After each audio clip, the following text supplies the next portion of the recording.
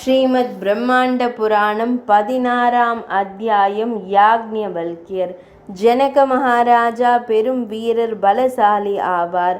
அயல் நாடுகளை எல்லாம் கைப்பற்றி சக்கரவர்த்தி ஆனவர்.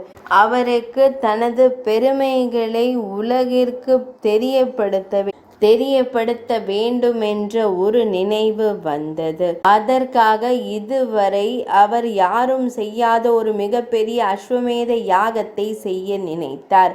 அதற்கான ஏற்பாடுகளை மிகவும் பெரிய அளவில் செய்ய ஆரம்பித்தார். உலகங்களிலும் உள்ள அப்சர பெண்கள், பிராமணர்கள், வேதியர்கள் அனைவரையும் அழைத்தார். தேவர்கள் அனைவரும் வந்திருந்தனர். யாகம் தொடங்கும் முன் அரசரான ஜனக மகாராஜா யாகசாலைக்கு வந்திருந்தார். அங்கு லட்சக்கணக்கானவர்கள் திரண்டிருந்தனர். ஆயிரக்கணக்கான முனிவர்கள் வந்திருந்தனர். அவர்களுள் சிறந்தவர் யார் என்பதை அறிந்து அவருக்கு பரிசு பொருட்கள் கொடுக்க எண்ணிய ஜனக மகாராஜா யாகசாலைக்கு அருகில் ஆயிரக்கணக்கான பசுக்களையும் பொன், மாணிக்கம், மரகதம், முத்து ஆகியவற்றையும் கொண்டு வந்து குவித்து வைத்துவிட்டு கூறினார், இவை அனைத்தையும் முறைப்படி வேதங்களை கற்று ஓதும் சிறந்த அறிவாளியான ஒரு முனிவருக்கு கொடுக்க தீர்மானித்துள்ளேன்.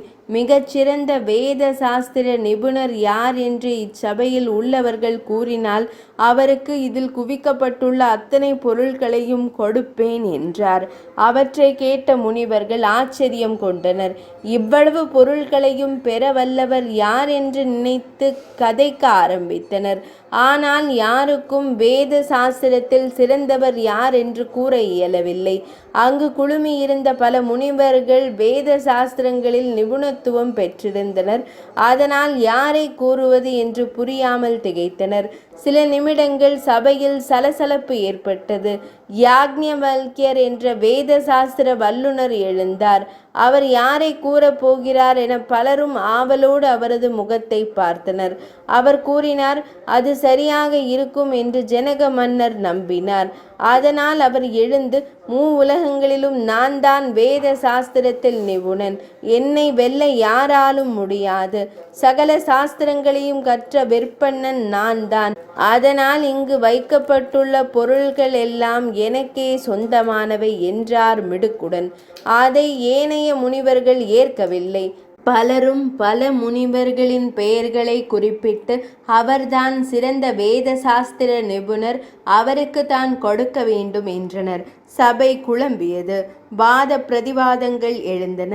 யாக்ஞவல்கர் ஒரு புறமும் ஏனைய முனிவர்கள் மறுபுறமும் இருந்து வாதித்தனர். ஒவ்வொரு முனிவரும் எழுந்து நின்று யாக்ஞவல்கரிடம் மிகவும் நுட்பமான கேள்விகளை கேட்டனர். முனிவர்கள் கேட்ட கேள்விகளுக்கு யாக்ஞவல்க்யர் விரிவான விளக்கங்களை கொடுத்து கொண்டிருந்தார். இருப்பினும் யாக்ஞவல்க்யரின் வாதத்தை ஷக்கல்யர் என்ற முனிவர் ஏற்காது ஆயிரக்கணக்கான கேள்விகளை கேட்டார்.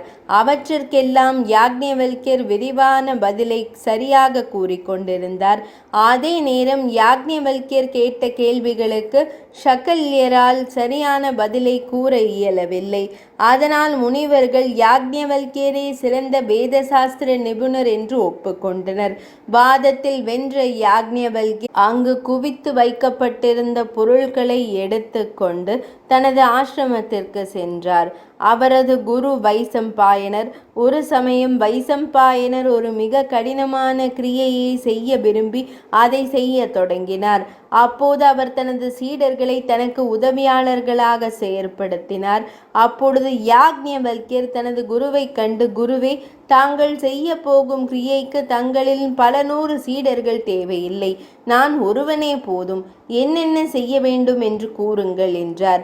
அதை சீடர்கள் விரும்பாது பல்வேறுபட்ட நியாயங்களை எடுத்து கூறினர். அதனால் கோபம் கொண்ட வைசம்பாயனர், இப்படியான ஒரு அகம்பாவம் பிடித்த சீடன் எனக்கு தேவையில்லை. அதனால் என்னிடம் கற்ற கல்வியை திருப்பி தந்துவிடு என்று கட்டளையிட்டார். அதை கேட்ட யாக்ஞவல்கியர் முன்பு வைசம்பாயனர் அவருக்கு கற்பித்த யஜுர்வேதத்தை அவர் முன் கக்கிவிட்டார். அந்த யஜுர்வேதத்தை வைசம்பாயனருக்கு வேதவியாசர் கற்பித்திருந்தார். அது ஓர் அருமையான வேதம். அதனால் அதை கற்கும்போது யாக்ஞவல்கியர் பெருமகிழ்ச்சி அடைந்தார். அப்படியான சிறப்புமிக்க வேதத்தை கக்கிவிட்டு அவர் சூரியனை நோக்கி பல காலம் தவம் செய்து சூரிய தேவனிடமிருந்து யஜுர்வேதத்தை கற்றார். யாக்ஞவல்கியர் கக்கிய அங்கிருந்த முனிவரின் சீடர்கள் பறவை ரூபமெடுத்து அதை உட்கொண்டனர். அவர்கள் அதனால் பெற்ற அறிவால் மிகவும் சிறந்த வேத விற்பன்னர்களாகி தைத்திரிய சம்ஹிதையை உருவாக்கினர் என்று சில புராணங்கள் கூறுகின்றன. 18ஆம் அத்தியாயம் இனிதே நிறைவடைந்தது.